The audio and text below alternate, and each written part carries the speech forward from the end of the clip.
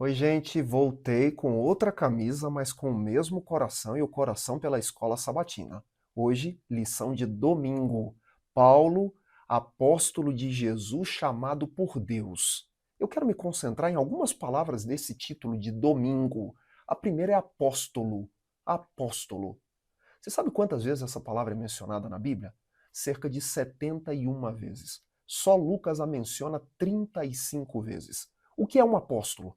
Não é possível ser apóstolo sem ser discípulo. Jesus chamou os discípulos, chamou, deu autoridade e os enviou. A palavra apóstolo quer dizer enviado. Quem foi o apóstolo que substituiu a Judas? Atos capítulo 1 diz que foi Matias, mas Paulo se chamava apóstolo. Em 9 das suas cartas, Paulo se apresenta como apóstolo. 9. Qual era o critério para ser um apóstolo? Os critérios eram dois. Primeiro, ter visto Jesus Cristo. Segundo, ter feito sinais.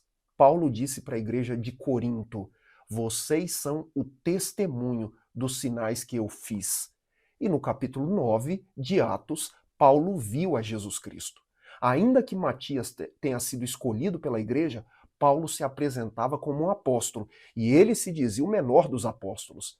Mas depois de Jesus Cristo, o maior teólogo, o maior plantador de igrejas, a maior mente pensante que essa igreja já teve, desde Jesus Cristo fundando o cristianismo e Paulo difundindo o cristianismo.